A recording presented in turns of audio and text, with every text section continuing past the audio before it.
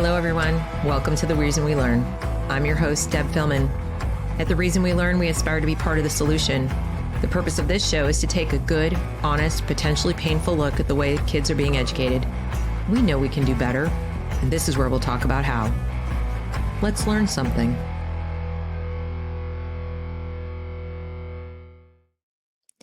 Hello, everyone. Welcome to The Reason We Learn. I'm so glad you're here. I have a really important show for you today. We are speaking with Rhyen Staley. He's a researcher with Parents Defending Ed and a return guest at The Reason We Learn. We're going to be talking about, the current election results, but within the context of how it may or may not affect things that are of great concern to parents who have kids in school, and even those of us who are just paying taxes for that. We're going to talk about sports, specifically volleyball. And you might think like, what? But there's a reason. If we look at what's going on in women's volleyball, and then we can extrapolate from that to explain a little bit more about how it gets that way, how that is sustainable, what kind of philosophy is behind that and ideas help prop that up. And then we're going to talk about policy proposals or ideas that people think are going to be implemented now that there's a Trump White House, and what's realistic and what maybe not so much. So what you should expect, and most importantly, what you need to learn and keep your eyes on for the next, let's say, 2 years to make sure that we can make the most of this time and these election results. So please go ahead and like this broadcast, share this broadcast with other parents who'd be interested. It's very important. There are ways you can support the channel and support my work down below in the description box. And I urge you, if you do not already follow Parents Defending Ed, to do so, because there really is no better single stop place to go to get information, research, et cetera, but what is actually happening in our schools. It's very easy to look at social media and think, we're winning, or the scoop, but you really need to go there and look state by state, district by district, and see what's really happening on the ground to be well informed. So having said all that, please join me in welcoming my guest, Rhyen Staley. Hello. Hey, how are we doing? Welcome back. Thanks for having me. Thanks for coming, because we need your expertise now more than ever. Hopefully, you heard in my intro, I'm being cautiously optimistic about things, but I want you to tell us the lay of the land. And you mentioned before the show, you'd like to frame it against sort of like volleyball as a place to start, but then kind of moving out from there. Is that correct?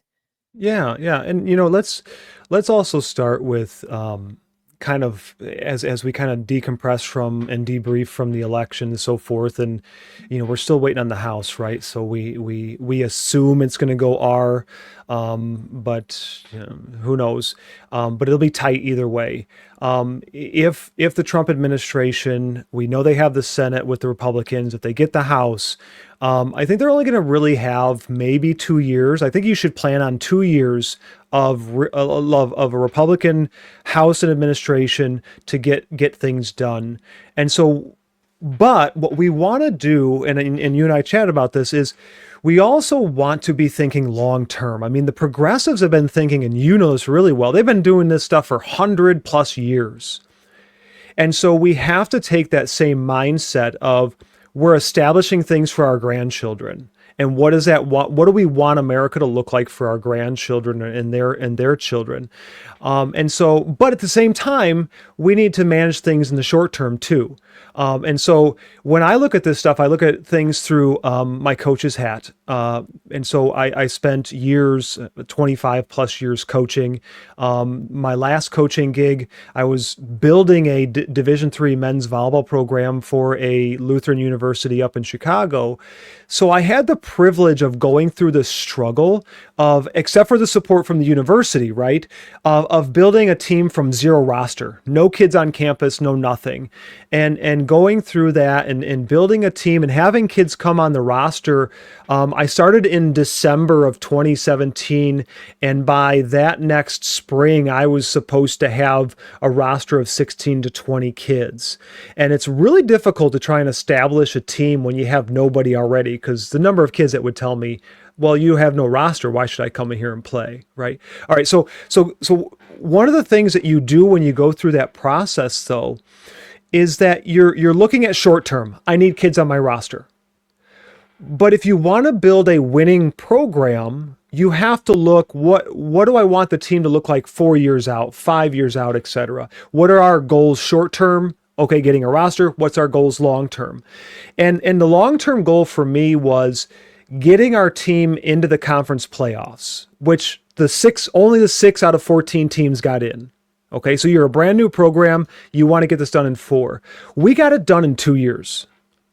By 2020, which we got stopped short because of COVID, we were on trajectory to already meet those goals that I had set for year 4. Okay, so coming back around, let's come back to what you and I are talking about here with the government, et cetera.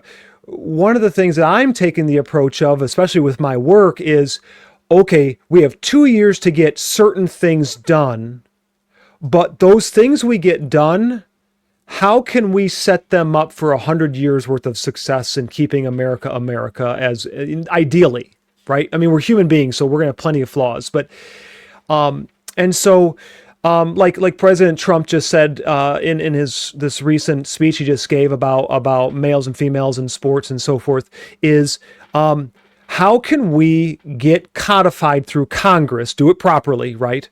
That a male is a biological male and a female is a biological female, and there's none of this gender crap. Period. There's none of this word games that the left loves to use to Trojan horse their policies in. You and I talked about this before with equity, right? Equity sounds great, and then it's a Trojan horse, right? Ethnic studies. I have an anthropology degree minor, right? Ethnic studies, the way Oregon passed it in legislation, study of other cultures. I actually, if I read it as a normal person, I'd be like, that's great. But when they took it to committee, the committee was filled with radicals, and they modified it and they Trojan horsed it into something radical, which we'll come back around later to ethnic studies. So that'll be helpful. And so from a strategic standpoint, what we want to talk about with volleyball, there's the short-term pieces, right? We need to stop getting males playing in women's sports, period. But what is the long-term? How do we make that long-term stick, right? That we're protecting our young girls and women, and protecting their spaces in the locker rooms, et cetera. Right.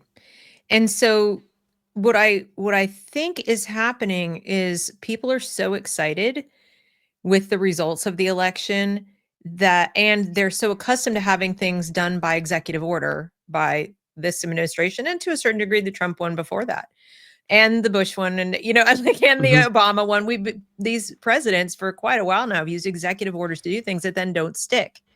They get undone with the next administration, or to your point, if you try to do something and you don't codify it when you have Congress, you'll never get it brought up again when you don't. So I'm trying to think what's the best thing to talk about next, like what is happening in the sports at the state level, or what do you think is realistic to, when you talk about codifying using Congress, like what is the kind of law that you would like to see passed? What would it say? And then not more importantly, but as importantly, how does that functionally impact what happens at the state level? Because, there's federal government and then the states. And a lot of what's happening with these sports in particular is driven at the state level. So not all states are forcing this to the same degree. Am I right about them? There's Title IX, but there's still some states that have been more resistant in various ways. And I think people are confused about how that breaks out. So if you could explain that and help us understand what's realistic, that'd be great. Well, I'm certainly not a policy guy, but I am also an old school, like, why do we have these 10,000 page laws, right? Like, how can you not write this as like the most simple, like it could be 2 lines. It could be like, just for starters, right? You say, when we talk about male or man, it's a biological male. Has, and you could even, I mean, if you really want to like make it legit, like put body parts in there, I don't know, but you know what I mean? Like, and then you do the same thing for women. Like, what's a woman? Like, you like literally define it. You don't even need biologists for this.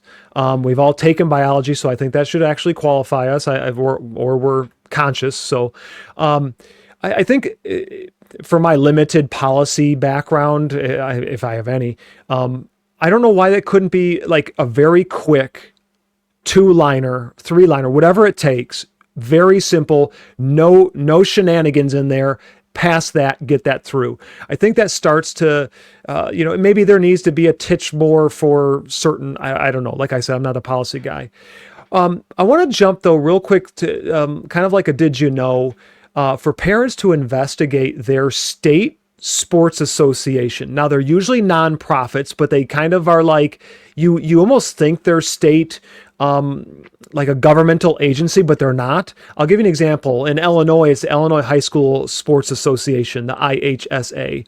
It's a nonprofit, but they do a lot of coordinating with the state, and they're actually, be honest with you, they're a monopoly when it comes to sports with regards to schools, to K-12 schools, because yes, other sports organizations can start up, but what the IHSA does is like, well, if you play against those schools, you have this and that issues, blah, blah. So most of the time people don't. Like in Illinois, for example, the Catholic schools years ago threatened to basically go and do their own thing because they were getting screwed over by the IHSA. They still kind of are. And that's a long story. But so what I encourage parents to do, by the way, is these sports organizations, I've tracked a number of them across the country, and you'll be surprised, even in red states, they have transgender policies in place where they allow males to play on female teams. I don't want to, by the way, as we kind of move into the volleyball thing, one of the things I want to do right now, because I don't want to dwell on this, I think it is important, the physical difference between males and females. It is important. But I think it's obvious, or it should be obvious, right? What people should also understand is we're not talking about, let's say, 5th graders on down, just to be a little, I mean, we could have a debate on 5th and 4th graders, but definitely 3rd grade down. I don't see anything wrong with the co-ed stuff, especially if it's intramurals, that type of stuff, right? Or like a club sports team, etc. That's a little different. Rooming and stuff like that's ridiculous. That should never happen if they're going on trips and so forth. So that's obvious. Let's use common sense here. But definitely by the time we get to junior high on up, there's a massive physical difference. I'll give you a very quick story is when I taught middle school in Illinois, I had the 6th and 7th grade girls basketball team, and God bless their parents. They were extremely skilled for 6th and 7th grade girls. They were extremely athletic. They were very well parented. This is my entire team were young black girls, right? So they had fantastic families. They were very good in the classroom. And that translated onto the court because they were also, we lost in the state quarterfinals by 1 point, and that was the furthest that school had ever been. We were doing things that even collegiate Division I men's teams sometimes couldn't do, compared to level, right? Sure. I say that because when we would bring 6th or 7th grade boys in once in a while to kind of increase the competition, because to be honest, my girls team was obliterating. We were scoring 20 points in the first 2 minutes. My sister, when she was in 6th grade, they might score 4 points the entire game. So these girls were amazing. And we would bring the boys in who were not very good in their conference and not very good as a basketball team, and they were still crushing my girls. So even at the 6th and 7th grade level, my girls team, who was very good, was still getting beat by boys who were not necessarily as skilled and as good comparatively. So the physical stuff, I want to jump a little bit here to connect that with the San Jose State stuff. And then what we'll do is we'll come back and we'll kind of give everybody kind of a gist of what that situation is overall. But when people see videos of this Blair Fleming on TV or on X, and they see that this individual is blasting balls at the opponents and hitting them in the face and stuff like that, it is awful. It is awful, period. I'm not going to lie to you. I've coached against high school girls. When I also coached high school girls, and we went downstate 2 times, et cetera, et cetera. And I can remember there were a couple girls that were as big, as physical, and they were definitely female. And they go on to play at Wisconsin or Penn State, et cetera. So my point is that this specific individual does have certain advantages as a male, absolutely. But what we haven't seen yet are actual males that are far superior physically than the females that are the best in the game of women's volleyball. And that's my point, is that's why we need to stop it now. Because if to help me to clarify things, if we don't stop this, sorry, individual, but sorry to say this, but as a coach's analysis, if we don't stop a mediocre male athlete who claims to be a female now, at some point we will have above average male athletes who claim to be female blasting balls at the women, and males can hit the ball at well over 100 miles an hour. And when you look at the volleyball court, a defender might only be 10 feet away. The pitcher's mound is 66 feet away. So imagine if a batter had to hit a baseball from 10 feet away. No, I have a friend whose daughter's wrist was broken last week, and it wasn't even a boy. In other words, it was just, they were playing volleyball, and, things happen. and she got a broken hand, or wrist rather. Yeah, it does. And it's not super common, but it does happen even when you're just playing against your own.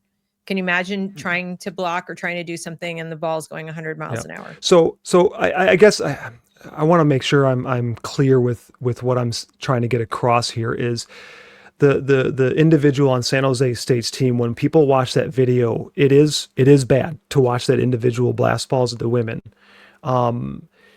But at the same time, imagine a far more athletic and bigger male doing that. And that's why this is important now and in the long run, right? So let's come back around to that big picture topic, which is we need to stop this now and in the long run. So on the safety issue, there's that piece. But is there anything else you want? Yeah, go ahead. But there's also the issue, because I know I can almost hear people in the audience saying, but really, do you really think that there are male athletes who are deciding to be trans just to play in these sports? You really think it's going to happen that many? Why do you assume it's that and not just this one person who genuinely and sincerely believes that they're trapped in a man's body, whatever? And I mean, so whenever I hear those questions, which are sort of an implied argument against what we're saying, like we have to be kind and generous and understand because the poor things are trapped in my argument is it's the principle of it. Like, I don't care if it's one in the whole country. So, I'm not going to sit here. How many is too many? Well, one is too many. In other words, you're giving a scenario, which is of course horrifying to me, of an entire team potentially full of these men. And yes, we need to prevent that from happening. But I also want people out there listening to remember that we're talking about perpetuating a lie that a man can be a woman and that there's no difference physically in terms of their capabilities and all these things between a man and a woman. And that that the girls on the team, even again, if it's one out of the whole country, that the girls are somehow obligated to that one confused individual and to show compassion and understanding and serve themselves up as potential victims for that person's feelings. It's so important we have to reject reality. So I kind of, I hear what you're saying, and please don't hear me as being argumentative. I just want to stay in the realm of, hey guys, we shouldn't need to be making these arguments to you that girls are going to get hurt. Yeah. So that's kind of like, I've written a few things recently, and one of them I'm kind of waiting to come out, because it needs to get edited, etc. But, the physical thing, no offense, when you're so far in, like when you spend so much time doing, like coaching, for example, volleyball, there are certain things. It's like, okay, to people that are not familiar with volleyball, the physical thing is appalling. It's right there in front of your face, etc. But to me, what's starting to happen with San Jose State, what's coming out there, I think, is really important on a deeper, higher tiered level than just the physical. But you made a couple things in there that I want to I think is important to address. Number one is it's one male right now, as far as we know. There are no limiting principles to queer theory and wokeness. When is too many? When is too many? Because there are a lot of, and I know a few of these people, opportunist coaches who want to climb the coaching ladder. And how do you do that? You win. And this came out, by the way, in Jonathan Kay's writing in Quillette. Was it last week? On Friday, big, awesome, big, beautiful article.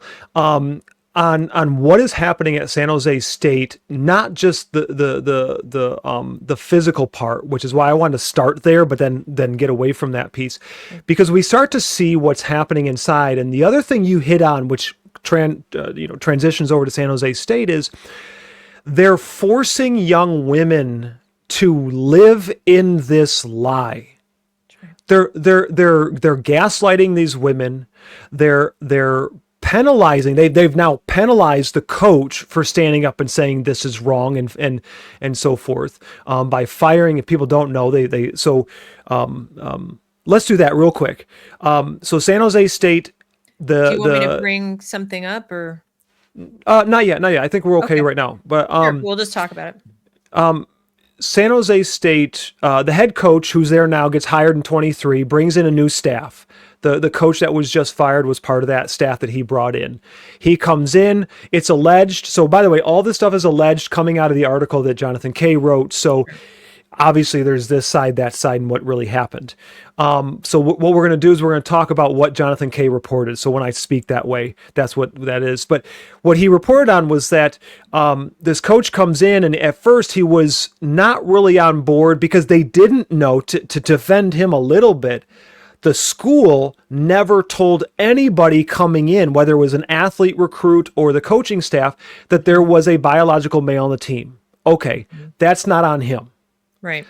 Then he gets in there and he's really questioning it. And word is from the reporting is that somewhere along the lines, the administration struggle sessioned him and he became a hardcore trans ally, like aggressive, like we see in videos all the time, like a hard trans ally. It's alleged that he was giving this transgender athlete special privileges. They were coming late to practice, and if a female did that, there was a penalty, like a good coach would do. There was no penalties there. Playing favorites, right? Like if you're going to talk about an intersectionality and hierarchy, right? Now the transgender athlete is higher in the hierarchy than the women. And how do you know that? Because the school administrators are coming out telling the players that they have to comply with this situation, that the coach probably got threatened with his job, that if you don't buy into this, you're going to get fired. They already fired the assistant coach. So we know that that's already on the table. We have documentation that he reached out to a local lawyer, and the lawyer said, well, yeah, you can pull their scholarships if they don't comply. So we know that there's at least an underlying threat going on there. On top of that, I don't want to get into the allegations by the setter that the player snuck out of the hotel room. So it's alleged player snuck out at Colorado State, went and met with with players from the opposing team to set up a game plan so that the opposing hitter could hit the ball at the setter, because the setter joined in on the lawsuit that's going on against everything. I don't know if that's true. I think people would be very, very careful. There's so many other things to kind of go after that little piece probably just needs to be left on the side. But what I'm hearing, though, is that people need to understand how incredibly competitive and cutthroat sports, even at this level, Yes. Is because there's so much money and people's futures involved. So, the student needs to keep their scholarship. So that's a huge high stake for them. The coach needs to keep his job. It takes an enormous amount of moral courage and savings account or investments or whatever that you've got going on, in which case you're probably not going to be a coach. because it's not, doesn't pay like that Hmm. to walk away from that and say, okay, I'm not going to do it and take the moral position. Yeah. So there's a lot of coercion behind the scenes in sports. And I think that was true even without this mess. In other words, Yeah. I think it's a cutthroat kind of business. And in particular, I've heard this is true of volleyball, but a lot of people I've talked to about this, you'll have two categories of people: the ones who go, really? And the ones who go, oh, yeah, we all know that. Like there's no one in Hmm. between. They're the people who have no idea. They just think volleyball is a thing you play at the beach, and like, what? There's a problem. And then the others were like, oh my God, it's brutal. It's No, ruthless. there's It's there's cutthroat. there's very there's it's not like you might think of like the education industrial complex, but there is a bit of a volleyball industrial complex. And I don't know this particular coach. I know a lot of coaches in volleyball. I worked under a coach who's at a Big Ten institution that's top 10 in the country. Right. So I know him.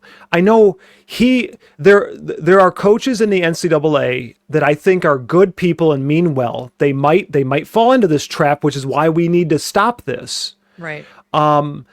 But they're good people, and the guy I worked under was a workhorse. I mean, he deserves to be where he's at because he worked really hard to get there, and he Right. did it the right way, in my opinion. He started a small program, turned it into a winning program.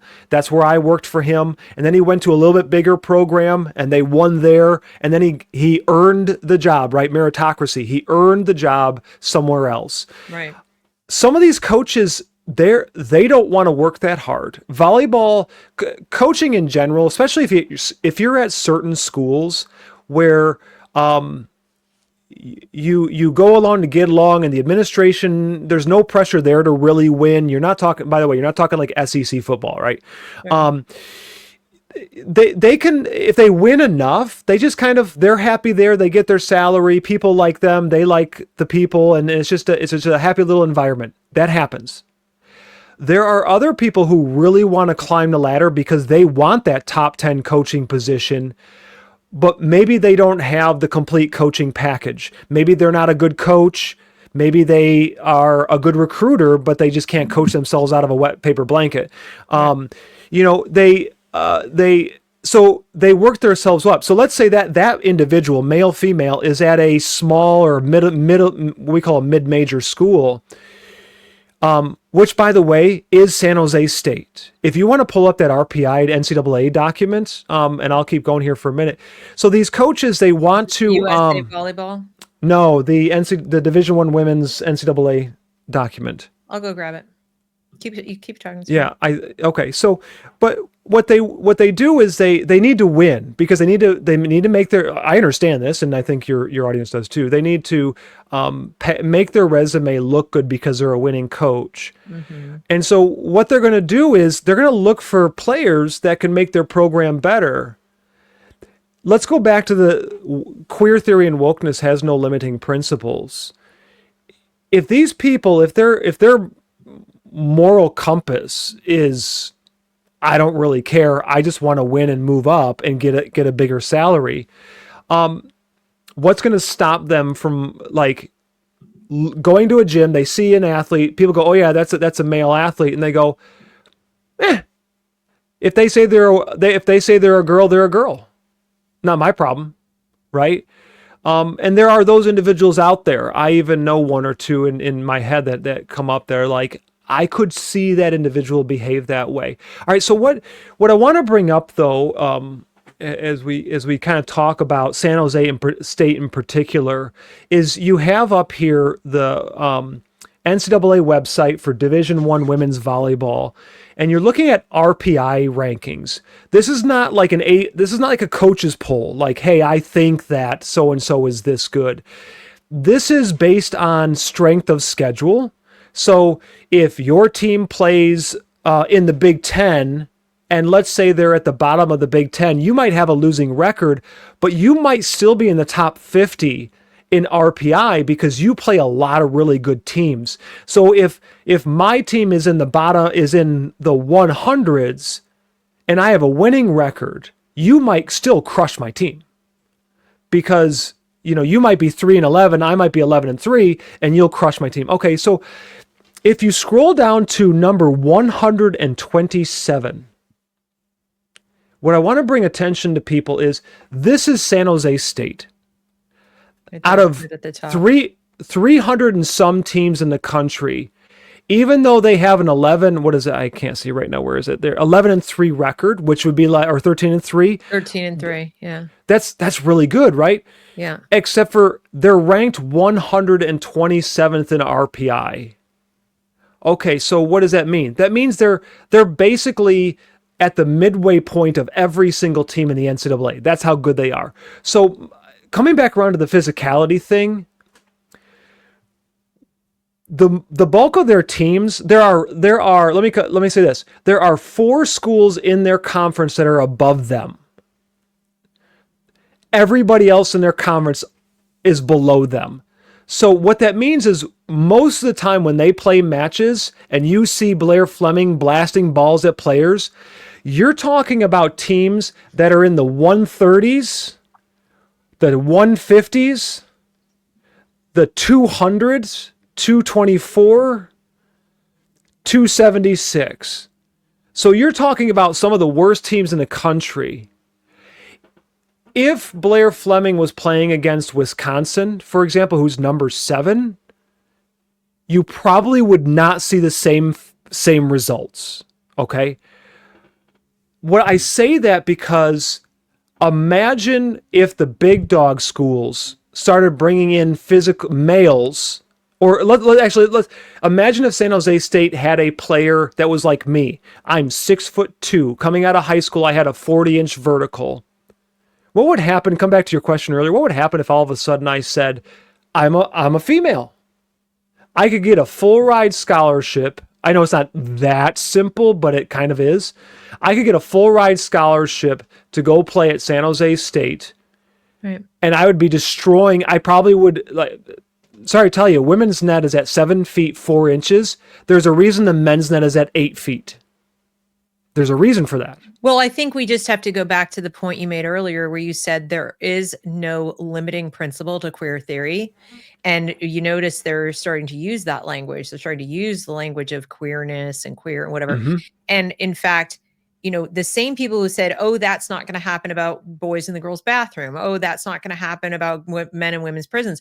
Okay, well, it did happen. And so everything that we said, almost 10 years ago when they started with the bathroom nonsense has come to pass, including assaults like the rape in Fairfax County. So, or no, sorry, that was in Loudoun County. Loudon, yeah. But the fact is that this has only increased. People, you start to your point, people start seeing, hey, this is a legit way to get where I want to go. I'm gonna do it. And who are we to understand other people's motivations? It's kind of irrelevant. I really don't want to have the argument anymore about whether something is likely or not likely, or whatever. The fact that it's happening at San Jose State, the fact is basically the fact that's happening at all is enough for me. We don't ask girls to live a lie, okay? And then tell them that we care about their rights and we care about their safety. We don't do that as a society. And I definitely think that in terms of policy, if you're talking about public policy, we definitely don't suddenly eradicate the lines between fact and fiction in such a way that it could happen. Because then I have to ask the audience, where would you, like you said, how many would be too many and how would you establish that? And do you really want to use taxpayer dollars to fight lawsuits about, I'm sorry, you're one too many man? No, you just don't allow it in the first place, because once you start going down the path of the ridiculous, you will. It's just a matter of time before you're forced to deal with your scenario that you just described, which is top tier team, whatever that would be, with maybe 2 men. Maybe 3, who knows, maybe an entire volleyball team of biological men playing at that level in the rankings against a team of women, because why not? Who's going to stop them? Who's going to say otherwise? And one of the things I want to bring up is, and this has been this way, I've been around volleyball. I've been involved in volleyball since the late 80s. God bless my mother. She was a referee back in the 80s. And so I'd always be dragged around to the gym. I was a gym rat because I loved being there anyway.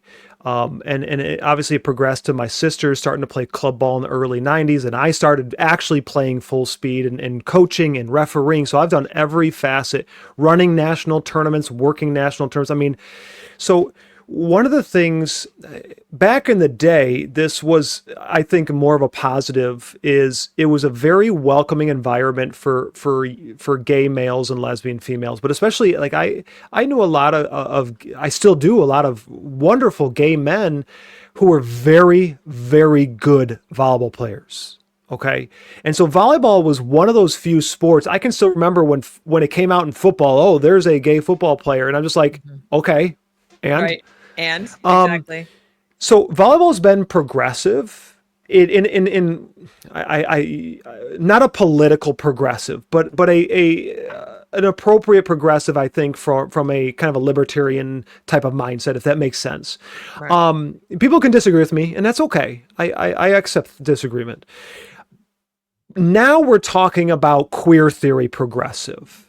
So limiting principles. If there are going to be at some point, if we don't stop this, short term and long term, there are going to be young gay males who have been transitioned in their schools because their schools are telling them that you're actually a girl trapped in a boy's body. Sure. Okay. And they're going to be physical, Hmm. and they're going to be very good volleyball players. Right. And they're going to end up going, and they're gonna blow, performance wise, they're going to blow a Blair Fleming who's at San Jose State. They're going to blow that individual out of the water, right? And so let's come back. I want to come back to the idea that to tie up the San Jose State RPI ranking, because why does that matter? Hmm. Well, it matters in rank. You don't need to pull it back up, but it matters for two purposes: recruiting, but playoffs.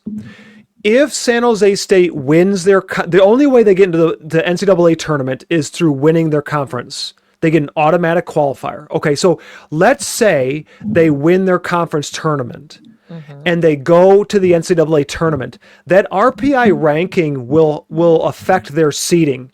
Well, when you're that low, you end up playing like the number one, number two team in the country. Okay. So what's going to happen is they're going to go and they're going to play Nebraska or whomever, and they're going to get probably pummeled, right? And the issue, and I wrote about this in an op-ed a couple weeks ago, of trying to appeal to the coaches of the top 25, people that I know. Look, guys, at some point, you're going to come across, if we don't stop this, you're going to come across these males, these biological males. What happens when you lose to them? Mm. Are you going to be happy about that? Because you lose first round to San Jose State, and then you find out that they have a male on the team. Because realistically, I'm going to tell your audience, most of those guys are not paying attention to this. They No. don't want the drama. They don't want to deal with it. It may have blipped up on their radar as something, but they are locked in, especially the good coaches. They are locked in daily to what their team is doing, scouting reports, dealing with their own little internal drama that they have, et cetera, et cetera. They're not paying attention to this, and they don't even think it's a thing. They're not concerned So about they'll it. just be taken unaware. Like if it happens, they're not necessarily prepared with, like this is what I would do if it happened in my Yeah. program. And I think that's very important because another thing that people don't really think about is one of the main ways these kinds of ideas take hold and become, actionable and somebody's just is that nobody planned to fight it. Nobody planned what I will do if, and next thing you know, you're faced with it and you're not ready with an exit strategy, with a team of people to back you up or whatever you might Mm-hmm. need. And you just kind of go into denial phase. So whether you're a teacher in a classroom suddenly handed some curriculum that you don't agree with that you have to teach, or you're a coach, most of this happened in our schools and all the way up through college. Uh, not because people were die-hard true believers, but because they just didn't want to deal with it until they had to deal with it, and then it was too late. Yeah. I mean, how many people in this last election they would probably agree with us, but they still don't believe that half this stuff is even happening. That's Right. right. That's That's I right. mean, it makes you wonder. I mean, you and I know this, and I'm sure your audience, because I know you have a very informed audience. Um, like we know people are not getting information, that they have a very poor information diet because they, maybe no fault of their own to some extent, but they only rely upon the major news networks or NPR or whatever it is, and they're just not even getting this information. And so there's so many people that way. But yes, so what I try to warn these coaches, I'll give you a quick story. In 2021, we moved and I left my coaching job. And I can remember one of the last conversations I had with the women's coach, who was a buddy of mine, is we were talking about the Will Leah Thomas situation in swimming, because that's when it was hot and heavy. And I turned to him and I said, I guarantee you that at some point there's a very good chance you'll be coaching against biological males, because he was, against your women's team. They'll be playing against, and he laughed at me, but it wasn't a laugh like, you're an idiot, blah, blah. It was that sounds ridiculous laugh, right? Exactly. Well, here's the other thing I want people to understand is with the Will, Leah, whatever, Thomas situation, the swimming, there's a little bit different situation there, because he was taking national championship medals away from women. Right now, the San Jose State situation, there's no national championship medals being taken away from women. There are So it's not scholarship getting spots. this, it's not getting the same, Yes. not as Yes. sexy in the news And cycle.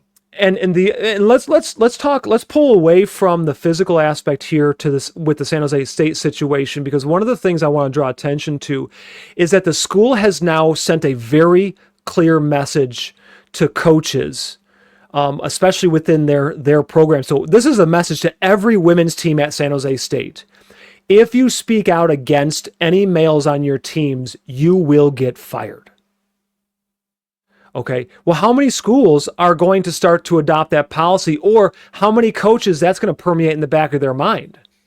Well, if I speak out, am I going to get fired? And by the way, the San Jose State, the head coach there, that's all he's ever known since the 90s is coaching college. What else does he do? That's right. And honestly, that people need to understand that's true of every profession right now. I don't care if you've done your job for 25 or 30 years or 3 years. If you speak out against any of these ideas that have permeated education in general as a field, you could be just blacklisted right out of employment, not just in education, but pretty much anywhere, because if education is all you've known in some aspect of it, other industries, other areas are not so quick to believe that you have skills to do that. It's this weird discipline, where it's kind of like people see the public loves to go heroes, teachers, coaches. Oh my God, you're so amazing. But instead of looking at all the skills it takes to coach, all the skill, like all the planning you did, all the strategizing, all the research you had to do. So obviously your current employer knows how to think outside the box, but not a lot of industries will do that. I've faced that myself, where people are kind of like, but what else can you do? And you're like, are you serious? And so a coach like that is done. He's done. He's like working at a car wash or being a greeter at Well, Walmart. I mean, I think coaches, to be honest with you, I think coaches, especially like that level, they probably could transition into something else because they have the management background. They have a lot of them. Believe it or people don't always realize this, but a lot of those coaches don't have education degrees. well, They that's have like good for them. That'll make it easier for them. yeah, well, yeah. I mean, some of them actually are more like business, etc. Yeah, People would be surprised how many don't have education backgrounds, which that again, would like you make said, it. may not be terrible. I think teachers are in a little bit uh, more precarious spot than a coach would be, like a collegiate coach, because they can go and do other things. And he, by the way, I mean, he could go and he could do club volleyball stuff, etc. Right. And let's use it as a transition point. I have that other document that from USA Volleyball, if you'd like to pull Yeah, that up. sure. For your audience, if your child plays USA Volleyball, which is one of the standards. The other one is like a JV, is JVA, etc. But USA Volleyball, what you don't know, or I mean, I hope you do, it'd be awesome if you did. USA Volleyball has a gender policy. And in that policy, they actually state that a athlete can play in the opposite sex category if they're going through the medical change. What that means is the governing body for USA Volleyball, for people that don't know, it's the governing organization, like your high school sports organization, if you will. It's a nonprofit. I don't know if it's funded by the federal government. So to come back to Trump's statements, I think that would be something for us to look into is, does that governing body get any funding from the government? They do oversee the Olympic team. So they are also the governing body for our men's and women's volleyball programs at the Olympic level.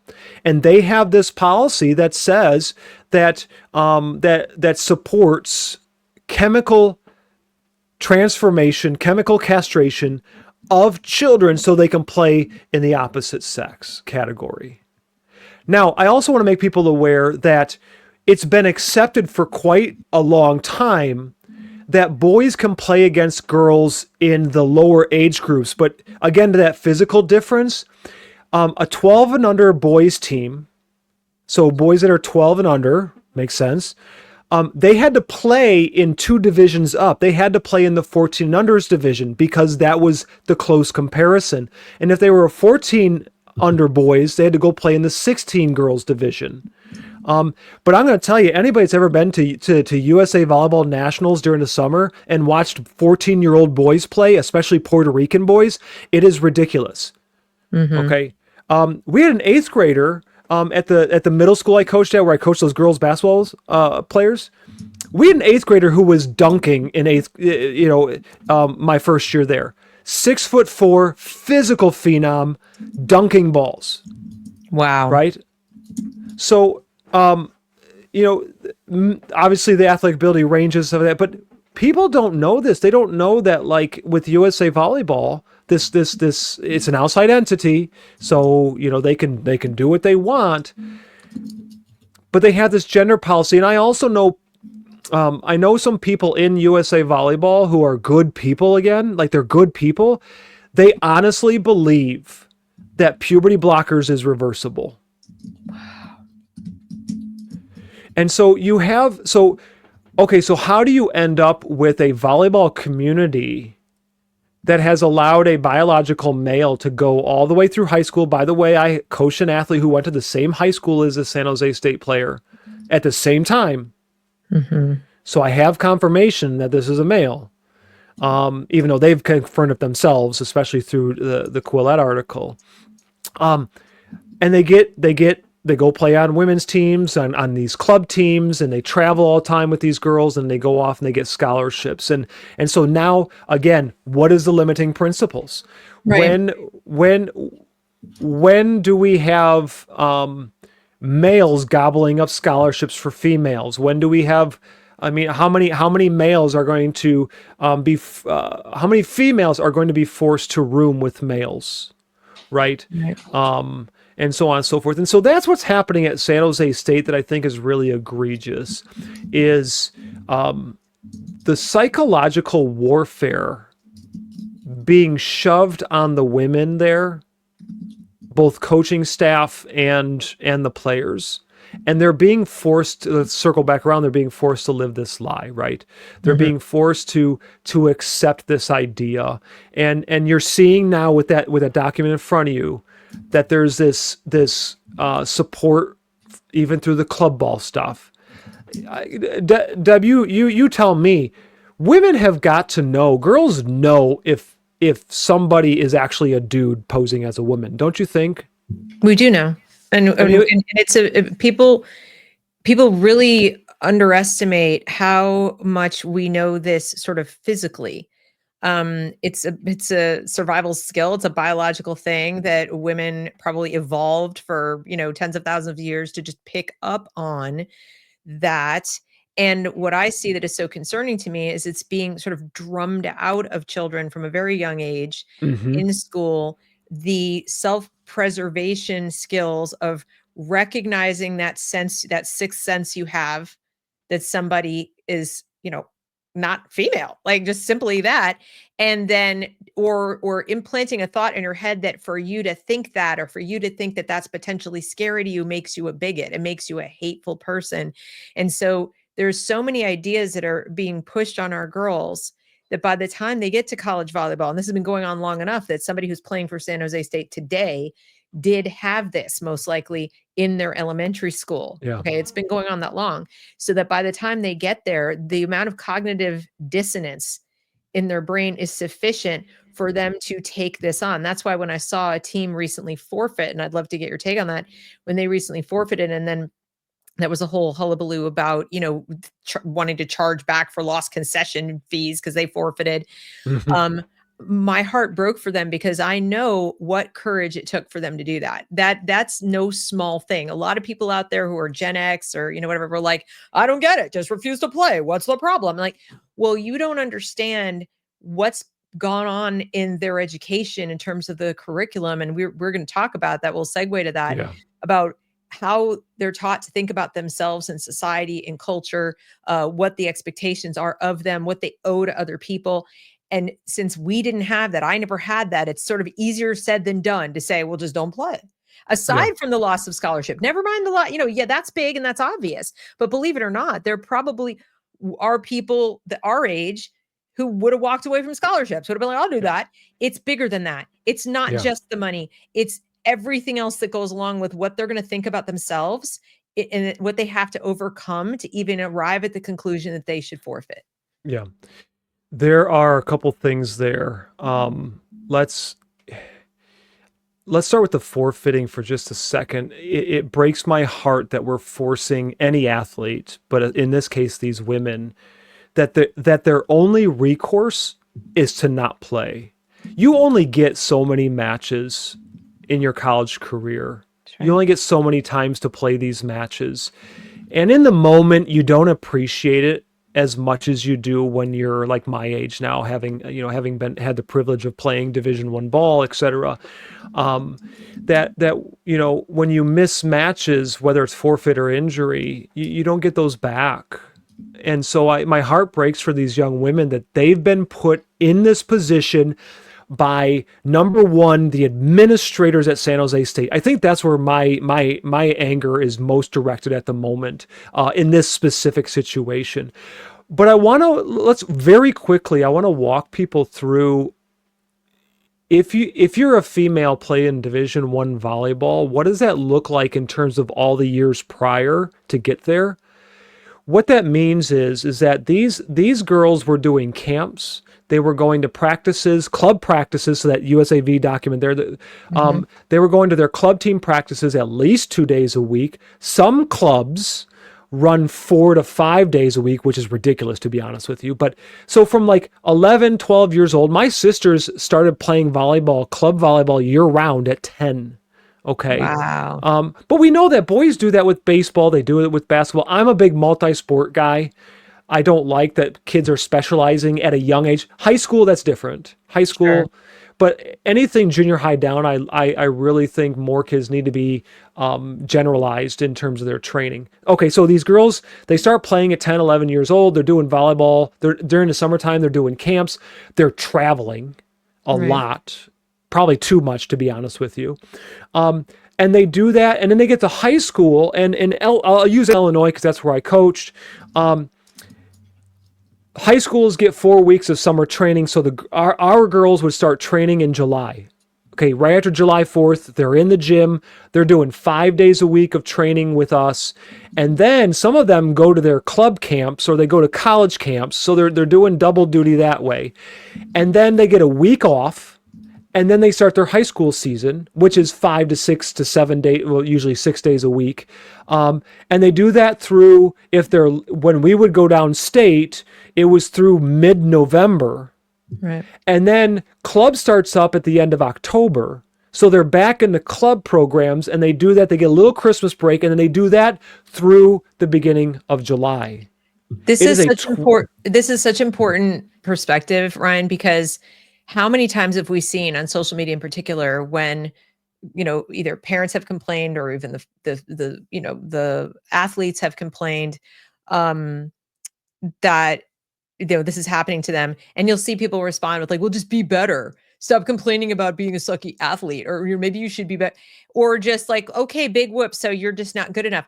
And I want to scream. I mean, I was an Mhm. athlete too in high school and college, and I want to scream because I, just like you described, I know what it takes in terms of the amount of your own free time you've forfeited, the amount that your parents have invested in all of this, the aches, the pains, the injuries, the just sheer exhaustion and stress of it all, balancing your academics and your sports.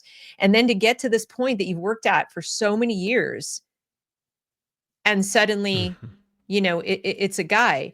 And then the other perspective that I have on it is that people forget is we didn't always have girls only teams.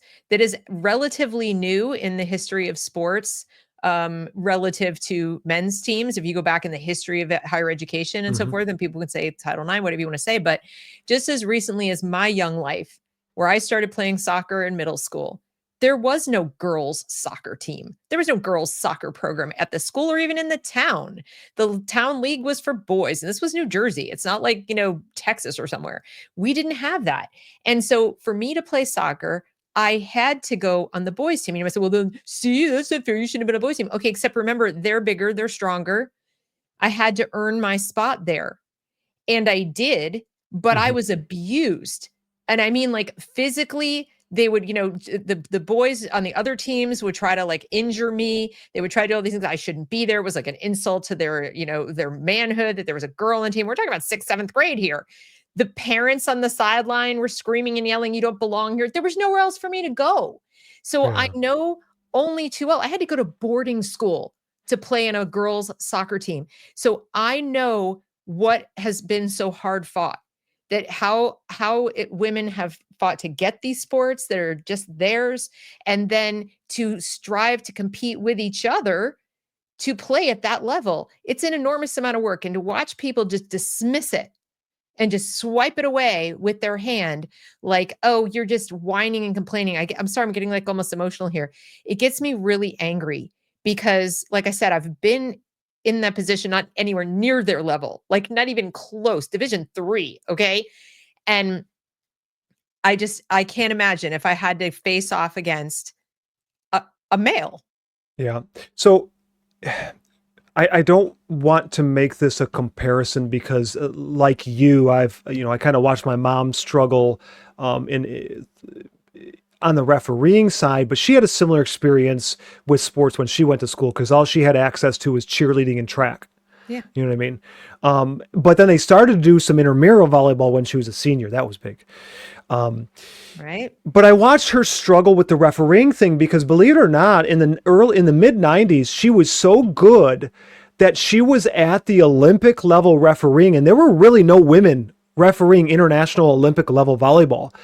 And there was a glass ceiling for her because, one, she was a little too old. It required a lot of travel, which that part I get. And she was a single mom with 4 kids. And they just said, nope, you're not qualified anymore. So she did get to referee one international match between Brazil and the Netherlands, which is huge. It was Right. an exhibition game back near our home.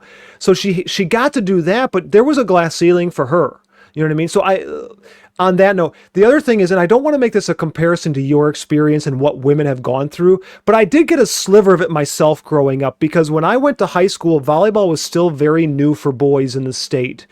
And so I too, we were built like, when I came in as a freshman, our high school team was only a couple years old, and we had an amazing female coach who her son was my best friend, and she was kind of like like a mom to me, if you will. She helped Right. raise me, and she was an amazing, strong woman, and she loved her boys. And we built that program in 4 years to a top tier state contender. But I can remember those first couple years, this kind of the same thing in a way, where we were called all kinds of names. We were a big football school and wrestling school. I have classmates that had 7 state title rings because that's how good of a football and wrestling school we were.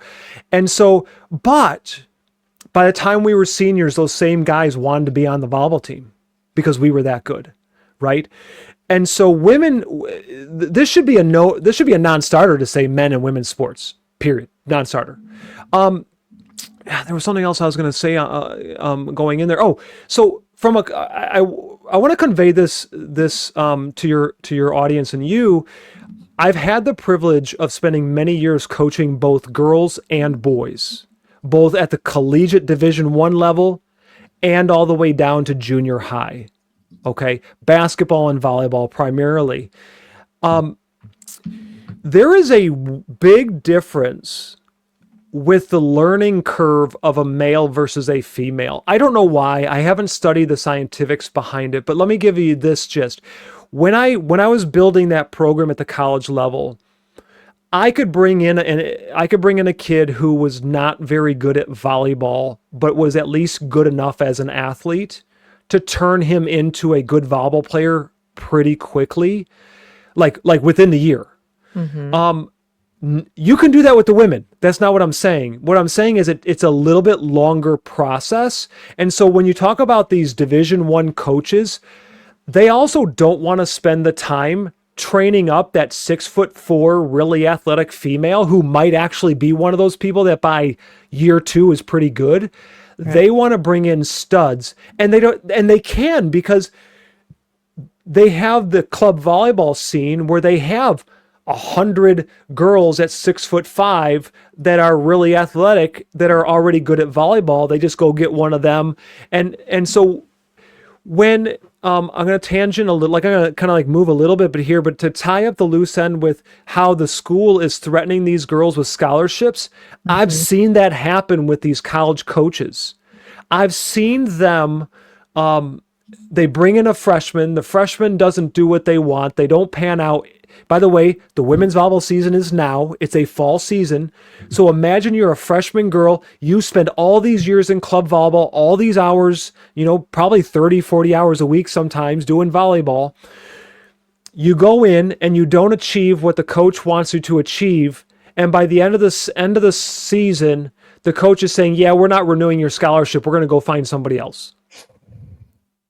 And that's what the threat is in that email. Is that they're just going to we're just not going to renew your scholarship and your SOL. And so I know a club program, their sales pitch to parents is that if you spend maybe even upwards right now with this economy of $10,000 a year on your daughter to play for their club, that includes travel, etc. Sure.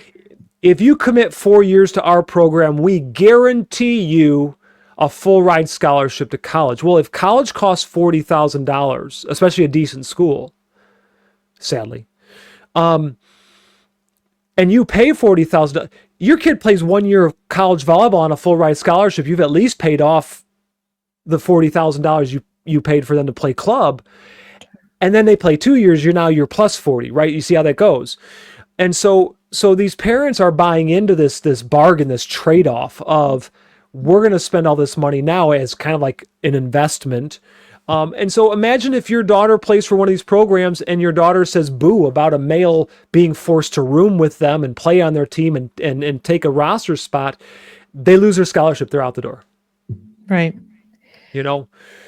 So this is, yeah. So then, I want to get to the part about, because again, there are probably people watching this who are just incredulous about, how did this happen? How could this happen? How is this continuing to happen? And I also want to make sure that we have time to talk about the policy components. And I know that you're not like a policy wonk and you can't make predictions per se, but you mentioned at the outset that we need to do it right. Like if we want to address this problem and we want to push back for the long-term goal of like, this never comes back, but also the short-term goal of keeping women safe and not, they're not going to get drummed out of their programs or get hurt. So maybe let's talk a little bit about kind of the what's happening in the curriculum in general that sort of makes this possible to even come into these programs, and then get to the part about everybody's so excited about a Trump presidency, but realistically, what do we need to be aiming for? Yeah, I think yes. And we'll transition into like the ethnic studies stuff and it's over. But one thing with the policy, I think, let's go back to what I said earlier. If you could just pass something as simple as males are biological males, Right.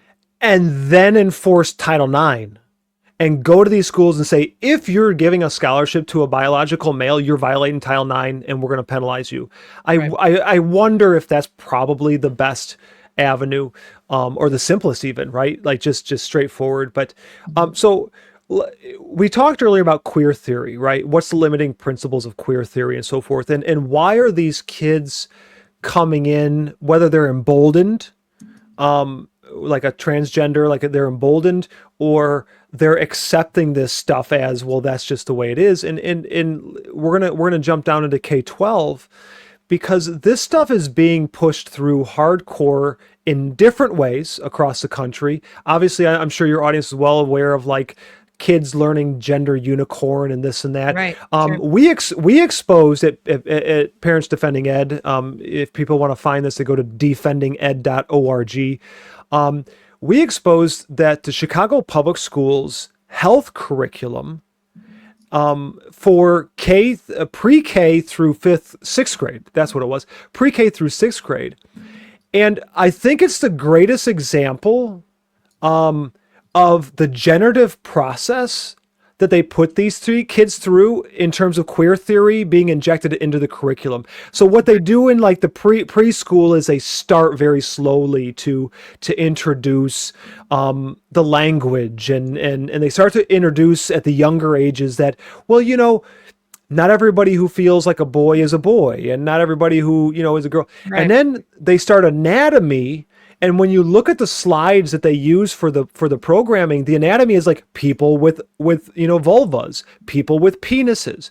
And so they start to generate in the kids this idea that, you know what, a woman can have a penis, Mm-hmm. right?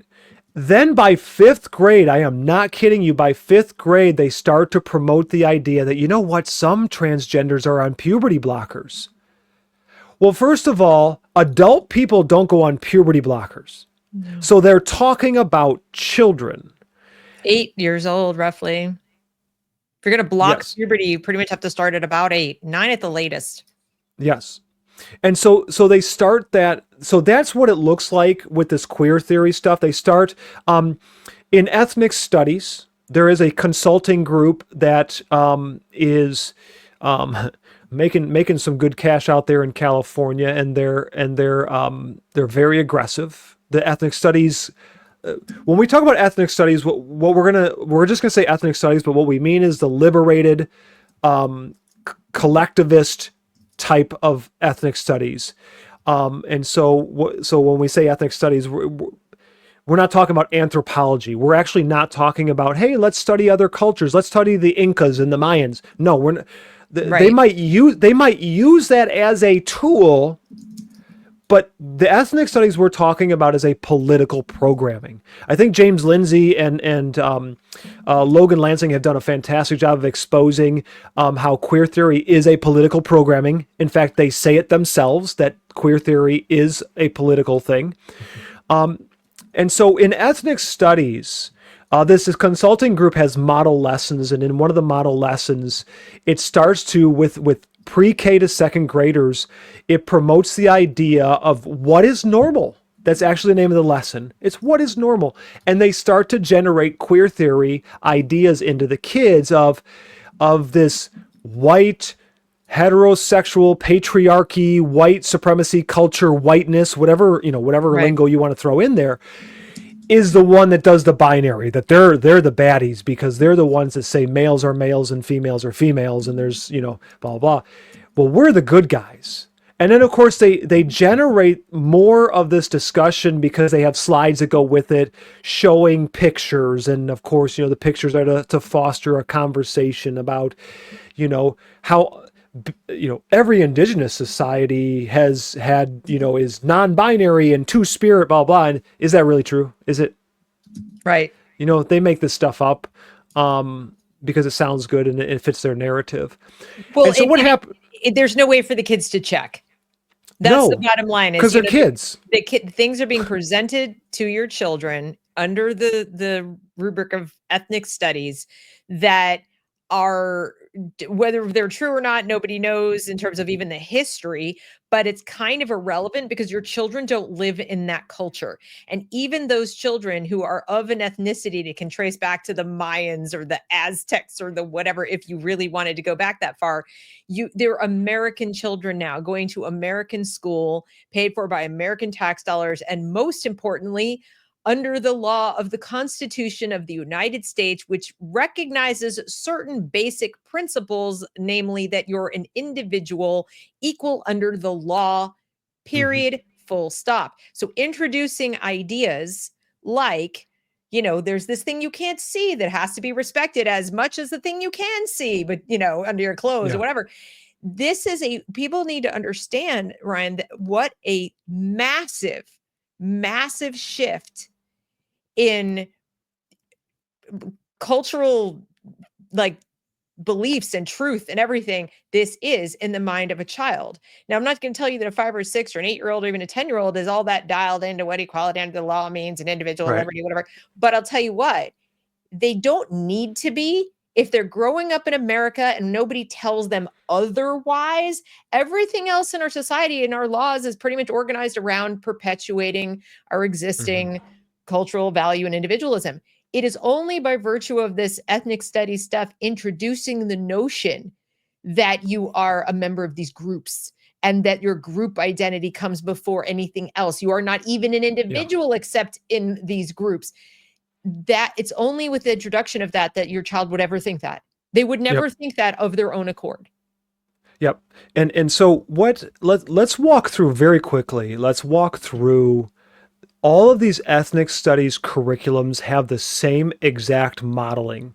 Yeah. And so what they do is they start with identity, to come back to your identity thing, and they gin up these kids into their personal identities, you know. And they'll do these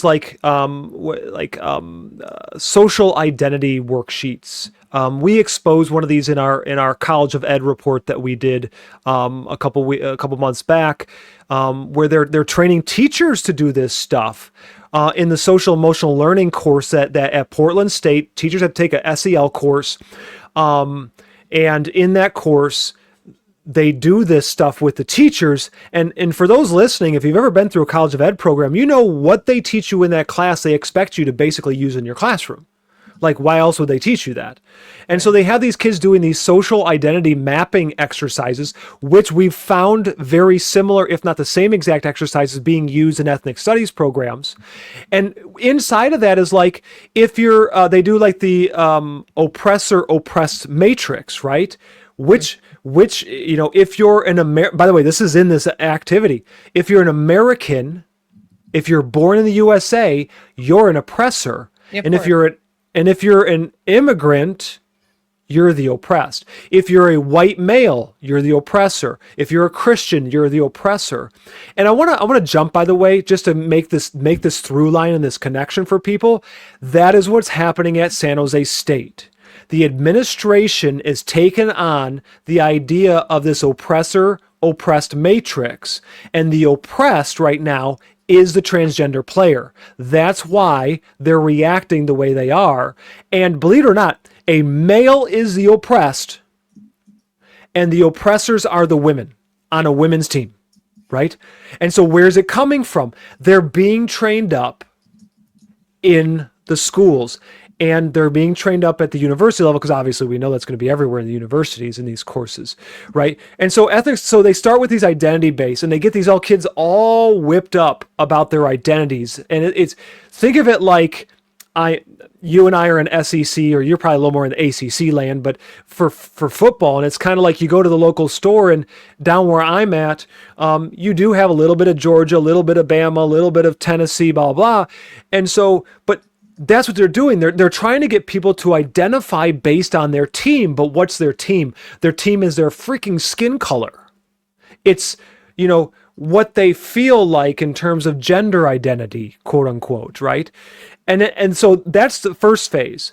Then the next phase is they start to go into and establish the oppressor oppressed narrative. Yeah. And so they use, instead of teaching the kids about the Dakotas, like Right. the Native American tribes or the Cherokees, and saying these people were amazing. These bad things happened. America did do some terrible things. Here's the wonderful, like just teaching. They don't do that. They use those people to continue to push the narrative that there's these oppressor groups and these are the oppressed groups, and they Right. go through whatever, some of these curriculums have, like, they'll go through African Americans and then Asian Americans, and that's the whole theme, is oppressor versus oppressed. Okay. And then there's another unit on, they celebrate radicals. Most often they'll definitely celebrate the Third World Liberation Front. Okay, for those that are listening that don't know what that was a group in the 60s at San Francisco State University who threw a protest because they wanted an ethnic studies program. Well, who ran that? That's the key here. Who ran the Third World Liberation Front? For a Black Panther member who was a Maoist, Of course. right? All these schools celebrate that group. Like, you'll find it everywhere in these curriculums. And then they go on to celebrate the Black Panthers.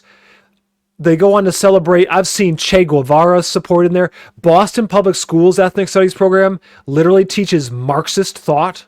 Right. They're calling it Okay. ethnic studies, but Yeah. that word ethnic is doing a lot of heavy lifting. And you and I are probably on very much on the same page, although I don't assume. I want high school kids to read the Communist Manifesto. Sure. My motivation is way different than these people in ethnic That's studies, right. though. Well, Because it's when all I about was, the process. You wouldn't say, read the Communist Manifesto, what a fabulous, wonderful work it is, and you should, commit it to memory, and this should be our Mhm. guide. You would look at it and then start having like a Socratic discussion with the kids about it, and how would this happen, and what would that, and let's read some John Locke. Let's read some Adam Smith. Let's compare and contrast. What do you guys think? I mean, well, then yeah, then they're going to come away with real thinking skills. I would never censor. I would never say, don't teach these things. But I think what's being presented to the kids, as you've just described, is they're being presented with almost a hero version of yes, these yes, exactly. stories. And that is literally indoctrination. When someone has pre-digested the narratives and information and delivering it back to you, having decided what concepts you should take Yes. from this information, that is not teaching, that And is indoctrinating. and it's exactly what they accuse. Remember, the leftists are constant projectors, right? They project onto you exactly what they're doing, and that's the accusation they make against us. Like the teachers unions. Well, you don't want to teach true history, and so what they do is they like the 1619 project, for example. It's all oppressor oppressed liberated narrative about the US and how white supremacy, this and that. But what they promote is all this, like use your word, hero. All these, all their people are heroes, right? Right. So coming back to ethnic studies, so they create this unit on hero worship, and of course it's all. I mean, I think kids should learn about Che Guevara from a historical standpoint. They conveniently leave out the part where he was murdering people by his own hand, right? Mm-hmm. And that's the issue with it. It's the same thing with critical race theory. I think when age appropriate, kids should be learning what is queer theory, what is critical race theory. But I don't trust the people teaching it right now. Mm-hmm. Because ethnic studies, by the way, openly states, these people that are pushing this openly state that critical race theory is a key component to what they're doing. Sure. And so on and so forth. And what's funny with the Santa Rosa city schools ethnic studies programming, they're hiding it. They hide critical race theory. It's in their curriculum, but here's how they hide it. They don't list it's in the resources, like what the kids are reading. And I've worked so much with this material. I know the author, and I know it's the one on cultural wealth. When you look up what the article actually is, and I think it's embedded in there. I'm looking at my own thing here. I have it linked, but anyway, it does. It's whose culture has capital, a critical race theory discussion of community cultural wealth. There, that article is using critical race theory in a, this is a good thing lens, Sure. right? Mhm. It's not in a, like, what is critical race theory? Is it good? Is it bad? And like you said, using a Socratic method to let the kids, and then let the kids deal, parse it out. What they're doing in that article, and this is kind of the gist of ethnic studies, because this is used a lot, college and high school, it's used a lot, is they're trying to teach the kids about cultural appropriation, and that we have stolen, we meaning, like, let's say America, whiteness, Western civilization, whatever you want to fill in there, we have stolen property and culture from other groups to make money off of it. So when your audience sees articles once in a while, what was the most recent one where the actor got all upset about the boba drink? Oh, I don't remember that. Oh, that was recent. It was before the election, and Yeah. it was an Asian actor that I've seen before, and I've seen him in movies, and I don't remember. But he got all upset because somebody was culturally appropriating Boba. boba, like running a company that was doing boba. Wow. That's what this is about. That's what they're teaching these kids here. Is they're teaching the kids that you can't make money off of something that isn't from your culture. Now, they also say that white people don't have a culture. Can you imagine that? Like, you can't make money off of anything if you're a white person or a Western civilization person, because you don't have a culture and you're only stealing stuff off of everybody else's culture. Mm-hmm. Right? Now, some people in your audience, or people in their nexus, might say, well, that's ridiculous. That'll never happen. Yeah, kind of like males playing volleyball on a women's team, right? Right. You That'll almost, never you, happen. And the thing, again, listening to you talk, that I just have to come in here and remind people that it isn't really even about good or bad. Is CRT good or bad? We have to start, and I would encourage you, especially now that we have this 2-year respite, we hope, to start telling the truth. And that is, it's about what is true, what is accurate. So, for mhm, example, whether it's 1619 Project or CRT, they're advancing a premise that is provably false. We need to stop acting like everything's a value judgment and everything is mhm, subjective. It's not subjective. The truth can be known about these things. Critical race theory does not pass any evidentiary test in terms of empiricism. We shouldn't be teaching things to our children in a school, never mind a public school. If you want to go to parochial school and teach this as a religion, I guess it's the United mhm, States of America. We can't really stop you, but we're just not going to fund it. But we are teaching what is the equivalent of a faith, whether it's gender theory or CRT. These are theories. That's why it's called theory. They're not even theories, because theories are more scientifically tested than this. right. Gravity is a theory, but we know it's real. Okay. There's no truth in this. This is an assertion of belief based on nothing. They judge from the outcome. That's not how science is done. We've gone from a scientific interpretation of the law upon the founding of this country to a political interpretation of the law. And now what we're teaching in our classrooms is a political interpretation of truth, not a scientific interpretation of truth. And so what you're describing and saying we should teach this, we teach that, scientifically we should, but we have got to get Mhm, out of the habit of thinking that all we need to do, and this concerns me in particular about what Republicans have said and done in the past about this, is we'll ban this and that'll take care of it. Or we'll just teach it side by side with this other belief system. No, you either take a stand for what is true and provable and mhm. observable fact, or get out of the business of education, because you're pushing a religion. Yeah.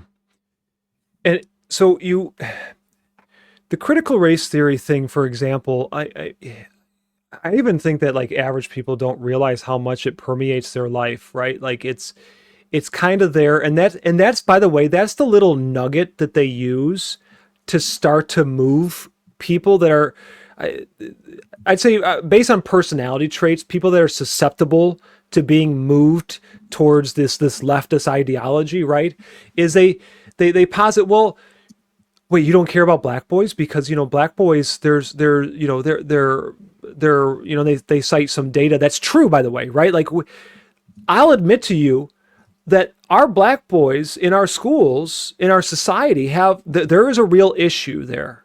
Okay. But you know what else? The Hispanic boys have an issue too. And you know what else? White boys have an issue. Now, it's relative. Like maybe we can debate percentage, right? I've worked, and by the way, for the record, for your audience, I've worked in inner city schools with those black boys. I'm not an expert, but I've spent time with them, loved them to death. They have their issues. I've also worked at a Catholic private school with more blue collar kids. They weren't necessarily rich kids per se. Don't assume that all rich kids go to Catholic schools, but they were blue collar kids. They had issues. In fact, some of the kids I've seen the most issue with were a handful of the really rich kids, right? Like they're kids. They have issues across the board. It's different. And so I encourage people to, when they get into those arguments, or just hopefully just a disagreement, is to say, yeah, but we have all these kids that have issues, and we want to help every single one of them, period, and disengage with the race, right? And so let's come back to the ethnic studies piece. So they're teaching these kids to divide themselves by identity. They're drilling in the oppressor-oppressed narrative. Then they drill in, these are our heroes, right? And they drill in critical race theory so that they see, because they want the kids to see the entire world as a victim, oppressor, oppressed lens. Kind of like, I always call it like beer goggles for the critical theories, right? They want these kids to walk around assuming that racism is everywhere all the time. By the way, that was a slide that I pulled that from, of a training by a DEI grifter for volleyball. Yes, there is a DEI consultant that does a lot of volleyball stuff. And that was on her slide, was assume that racism is everywhere all the time. Can you imagine walking out your door if you're a young child and that is the mindset that's been drilled into you? You're going to look at anybody that, like, microaggressions. Well, what are they? Somebody gives you a bad look. You interpret it in the most nefarious, bad way, right? Everything you and I've, I'm in the process of raising kids. You've raised kids. You teach them the opposite. Like, dude, your sister gave you a dirty look. Who cares? Move on with your life. People give each other dirty looks. Maybe she had a bad taste in her mouth, right? Like, you don't know why. All right, so with the ethnic studies curriculum, there's actually the final product is the most important, or the final unit is the most important. And that's where they drill the kids into activism. Literally street community organizing activism, like Acorn Days, right? I mean, Obama was a community organizer, and that's what they're training. That's why I say these ethnic studies curriculums, they are a political training ground for far left radicals. End stop. It is exactly, I guarantee you, I've looked at some of the training programs that these like, AROC, AROC, their Arab Resource Organizing Center. They're the ones that are they shut down the Bay Bridge this last year in California. They're the ones that are doing the pro-Hamas stuff, right? They have political organizing curriculums. This is the same thing. In fact, they're in schools in California. They have a contract with San Francisco Unified School District. They have a youth organizing group that is inside the schools. It's a club program at Berkeley, right? It's the same stuff. They are effectively turning our children into little far left activists, right? Okay, so let's come kind of full circle for time's sake. Now you go back to San Jose State University, and why are women putting up with a male being on their team? Why is the administration shoving this down their throat? Why is the coach all of a sudden like threatening to take scholarships away for those who don't comply, because they've been taught, and they will going into the future, by the way, right? Because ethnic studies is still fairly recent programming. They have been trained to accept the oppressor-oppressed narrative. And so these women have been, as let's go all the way back to Donald Trump's statement of today or last night or whatever it was. He is absolutely correct. Women have been psychologically abused into accepting Yep. this whole thing. Right. So what There are, yeah, go ahead. I'm sorry to interrupt you. I just like, I know it's so frustrating. And I know there are people who are saying, yeah, but that's all going to change now, Ryan. This is great. We've just elected Donald Trump. It's all going to get better. He promises that he's going to get the gender woo, out of our schools and out of our universities. And so it's all going to be okay, right? Mm-hmm. To which you Yeah. say, this is going to take time. And right. we have too many, it's a hydra, right? And so we're going to have to, it's going to, and it's going to be a team effort. Let me use a coaching analogy, since we're kind of got a little bit of a themed coaching sports thing here going, is the day after our season would end, as a coach, you're already prepping for the next year. In fact, you're always preparing for the next thing, right? I started off by telling you, right? Like when I started that program at the university, I had what do I need to accomplish now? Mm-hmm. And I had what do I want this team to look like in 4 years? And if we get there sooner, fantastic. Mm-hmm. Right?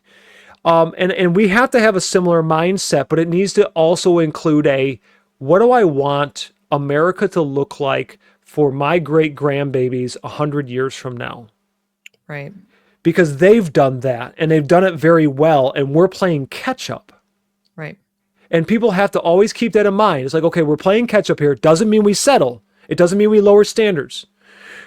But we have to do, it's kind of like this whole gambit here. We have to have a team, which I think one of the things that I'm impressed with this current Trump, I guess it's going to be a Trump administration, is that we have what it feels like to me as a coach is an actual team.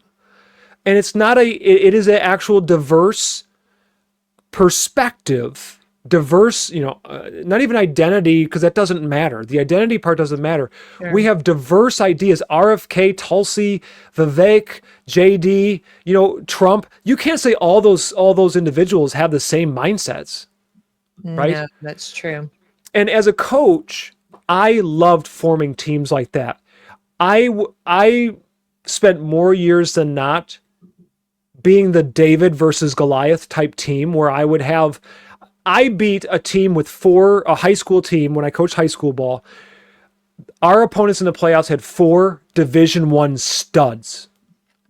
We beat them with basically a JV team. I had one senior who was a great kid, not a great volleyball player, but he had to play, and so on.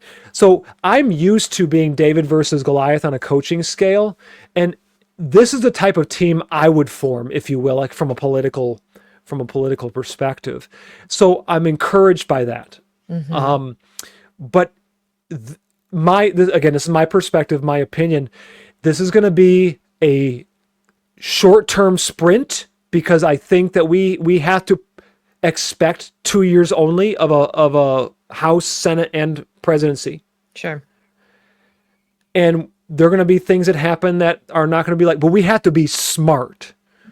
And we have to think, how will this thing that we pass into law play out 100 years from now? How will the left Trojan horse this? We have to have people making these policies that are constantly going through that process. How can the left Trojan horse the word equity? How can they manipulate this? And then how can we write that language so they can't do that?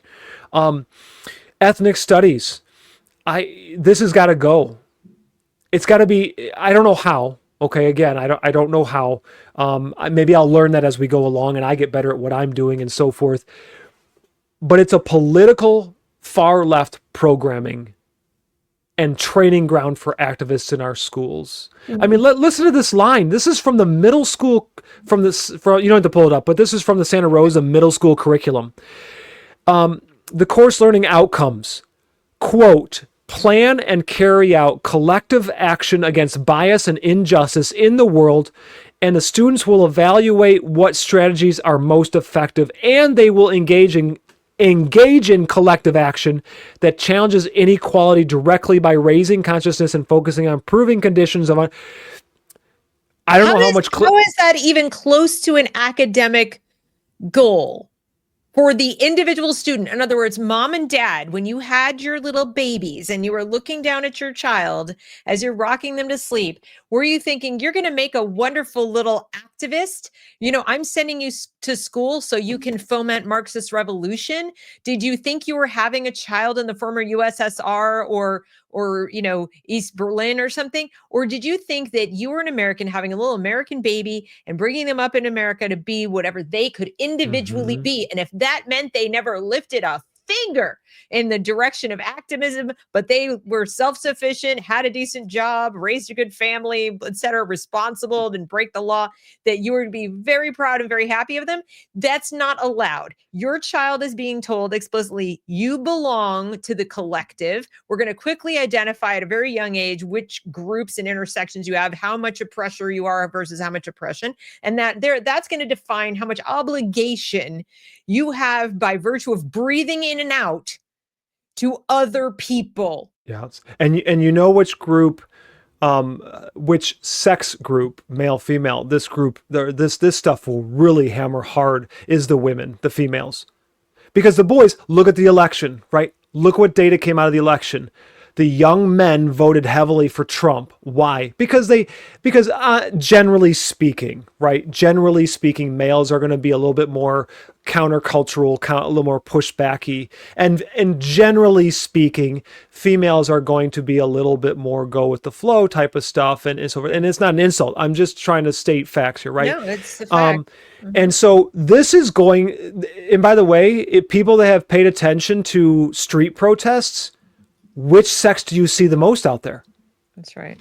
Like, look at last night in Chicago. If you go back and look at videos from the pro-Hamas, pro-Palestine protests in Chicago last night, it was predominantly females. That's right. Who are doing all the destruction of property over the climate stuff? Females. No offense to females. It's because if a female goes through this program, let's do the 60-40, right? 60% female. 6 out of 10 females are going to buy into this hook, line, and sinker, where it might be 4 out of 10 males, right? So at worst, what they're doing is they're training them to be afraid to speak out against this left wing, this far left radical ideology that's being pumped in their heads. So coming back to San Jose State again, God bless Slusser, the young woman who's the setter who's jumped onto the lawsuit. God bless the associate head coach who stuck her nose out there and has now lost her job. That's got to be even harder for a woman. Again, I can only speak for men, but I have to imagine how hard it is for a female to do that, right? Yeah. And the setter is still on the team, and she's got a set. Trust me, I was a setter in college. When you have beef with one of your teammates, especially as a guy, like, I would have just said, screw you, I ain't setting you. So I God bless these women that they have the courage to stand up. But let's tidy up here with positives. And I've said this before, and I'll keep reiterating. Okay, so what are solutions? With my coach's hat on, I'm gonna talk to you in the audience like I would with my athletes.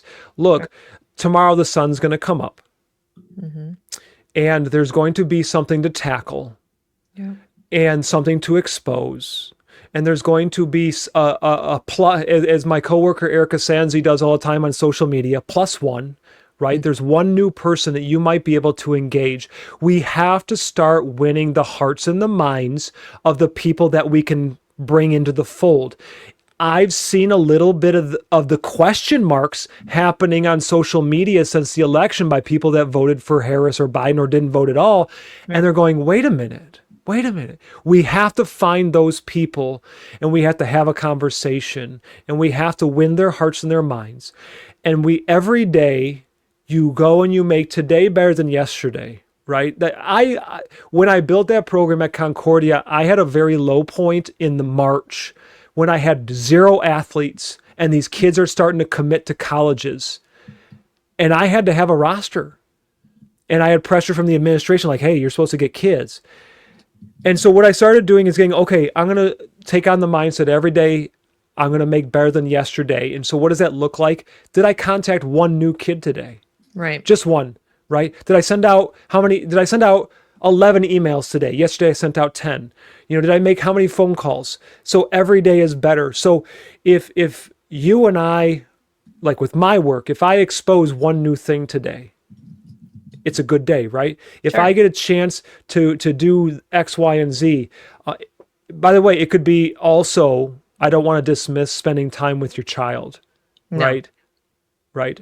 I have a daughter that's in that very vulnerable age group, and you know, if and I need to do better because we all can do better, right? And That's I am right. not a perfect dad, but if I can tell her I love her one more time, right? Right. Make sure that she knows this stuff and why it's bad. My son, God bless him, he's running around like he's got this thing now about Soviet scientists, and I'm like every day I'm like, okay, but dude, you can joke about it, it's fine, but you Right. know that communism is bad, right? And then we've done some history lessons on it, right? It's a good opportunity to do Yep. some history lessons, so he knows why communism is bad, he knows why the Soviet Union is bad, and he still Right. jokes about it. So okay, moving on. That's my personal mindset is Sure. just make today better than yesterday. Make today, and if we keep doing that, and you apply that to everything. If you want to get in better shape, if you want to eat better, Maha. I think that's great. By the way, I am all on board with that stuff. And so I think when we tackle this short term, we need to be very, very smart Right. about what we're doing short term because it plays a role in the long term. Um, then let me leave it with my volleyball team. My two best friends are husband and wife, and I coached with her. She's probably one of the best female coaches I've ever worked with. She is amazing.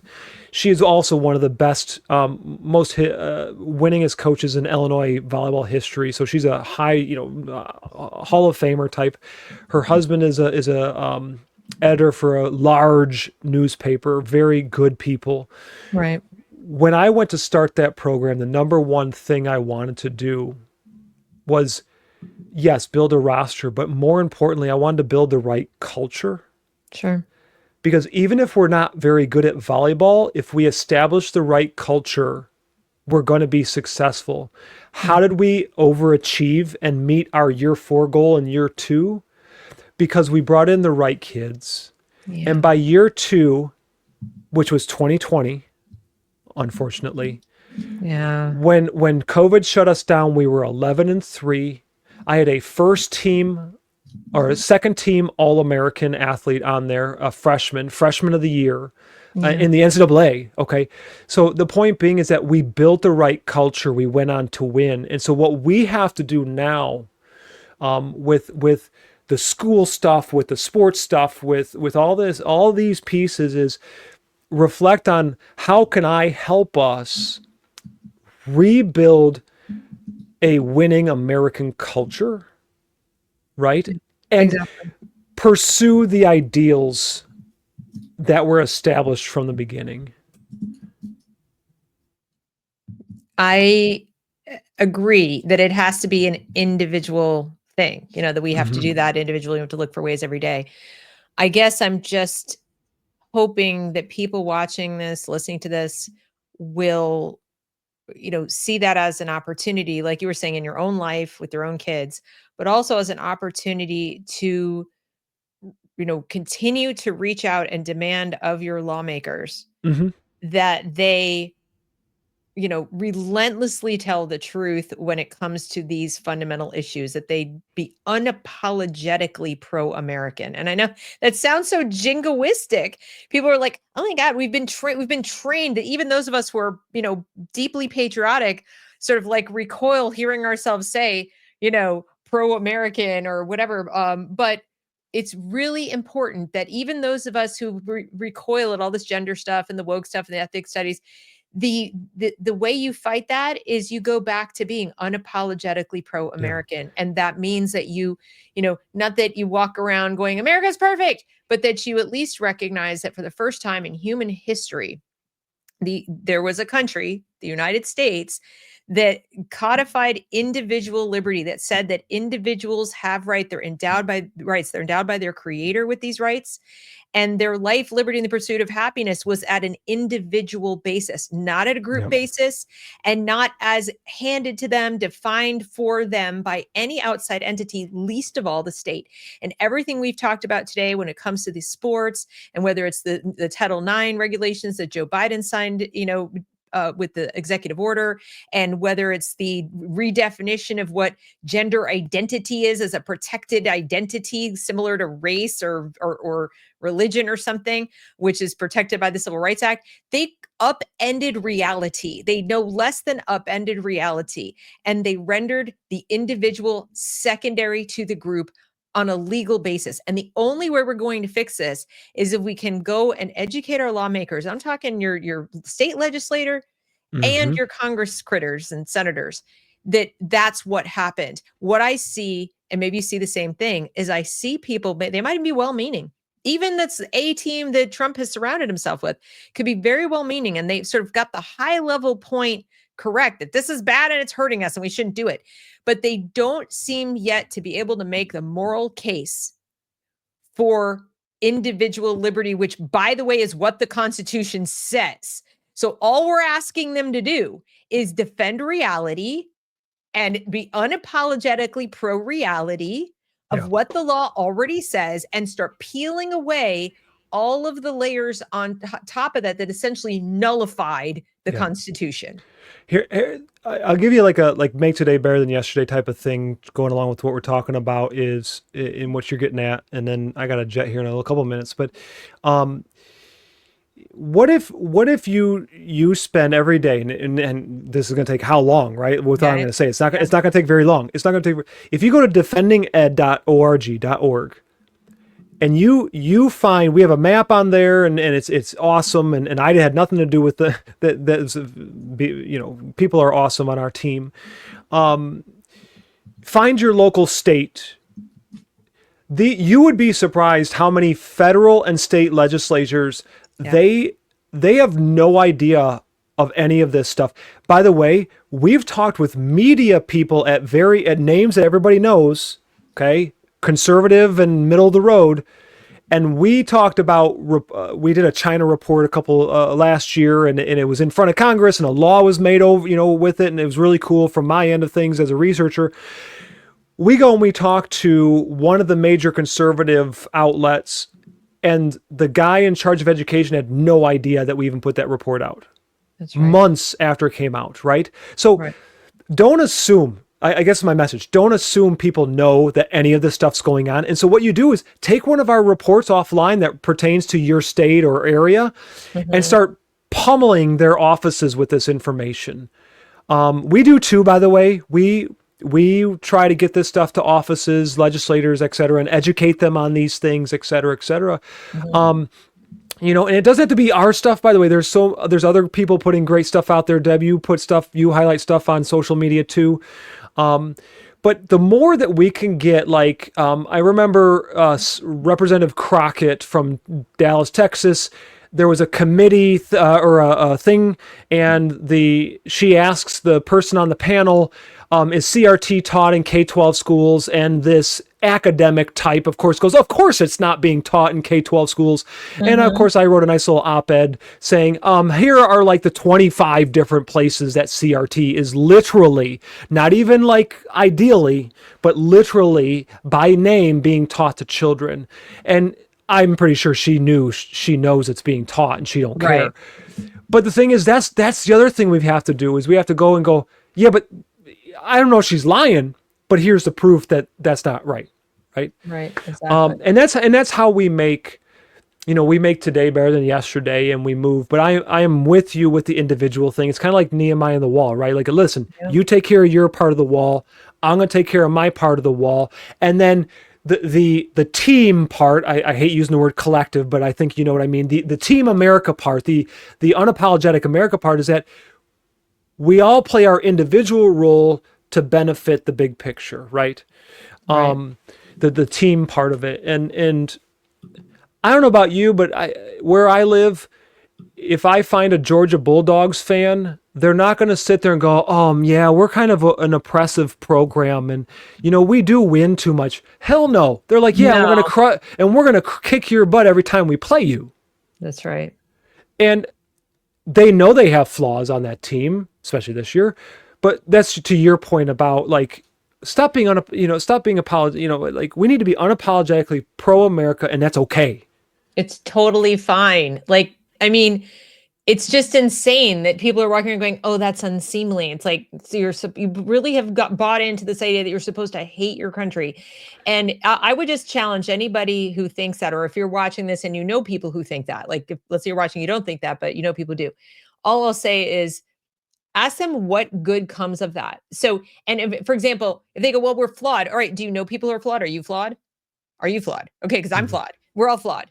And a country is a big, complex, thing. So if you're going to say, well, we're flawed and we're not perfect, and I don't want us to, think that we're perfect, like they're false premise. Saying I'm pro my country is not saying it's perfect. It does everything right and it's never done anything wrong. It says it's the same as you look at people you love and you love them, but you know that there are areas they could improve as well, but you don't not love them because they're not perfect. Yeah. And when I look at the United States of America and I compare it to other places in the world, I mean, let's just take Iran. Try to be a woman. People are saying, "Oh, I'm so oppressed now. Oh my God." And I'm like, do you see what happened a week ago to a woman in Iran who Right. probably is dead now? I mean, don't talk to me about that. Like, you should love a place that would never, I mean, we've done some pretty awful things to individuals, especially in the last 4 or 5 years. But Yes. we don't drag women away because they showed some skin, or never mind, they showed their hair. And we don't allow them to be officially raped by the state. And then we don't allow them to be murdered, never to be heard Mhm. from again, and their body's not even released to their families for burial. We don't do that in America. And I'm not saying you have to compare it that far, but the idea that you can walk around and be like, "Oh, I don't want to be proud of my country because we're not perfect." I'm like, okay, well, don't be proud of yourself then. Every every coach, even the coaches after they win a national championship, will sit there and go, "Okay, we made like a billion mistakes." You know what the key is? The key is it's a game of mistakes, Mm-hmm. and the key is to make less mistakes than the other people, right? From a sports analogy. And so when you look at history, and you are a history person, so you definitely understand this. When you look at the whole of history, it's we want to make sure that we're learning from our mistakes. We are right now not learning from the eugenics movement because we have a portion of this country that is pushing the idea that we're now chemically castrating our children. You don't think the Margaret Sanger period people of the eugenics movement Yep. would sit there and go, "Oh my gosh, I didn't think we could do it that way," right? Right. So we, let's leave it here. Yep. Because I appreciate the time to come on and talk about these issues and so forth. Mm-hmm. And Mm-hmm. for me personally, going ahead here with everything that's still going on, and it's not going to go away anytime soon, and it's going to take a lot of work from a lot of good people, is we're just going to make today better than yesterday. And I think we're doing that, especially in the last couple of days, right? Yeah. And we the work starts now. It starts now. We don't get a week off. I mean, Trump has to be one of the hardest working people I've ever seen. Could you imagine with the amount of work that him and his staff, because it's his staff too, right? It's a team effort. If we all strived to work that hard, That's the way right. he worked in his campaign Yep. and his staff. Um, Gosh, how great could this place be for everybody? So It would be great. I hope he stays safe. I do too. I just do. But Ryan, I can't thank you enough. This has been very informative. I hope people watching will go and follow Ryan on X. If you're not following there, you get a lot of updates, but also make sure that you subscribe to Parents Defending Ed, because like I said, you will learn a lot. There's so much information. There's so many great reports and so much research. You can check out your own state, and you should know what's going on there. And just, now is when the work begins. I think the message I want people to leave with is, if you look at volleyball and you look at how this could happen, ethnic studies and so on, and then you realize all of that facilitated in terms of statutes and policies, I hope you recognize how this is going to be a complex problem that we have to go at locally, not just federally. And it's going to be, like you said, a little bit every day. Make today better than yesterday. So thank you so much. I really Thanks, appreciate it. Deb. Appreciate All it. right. Have a great day.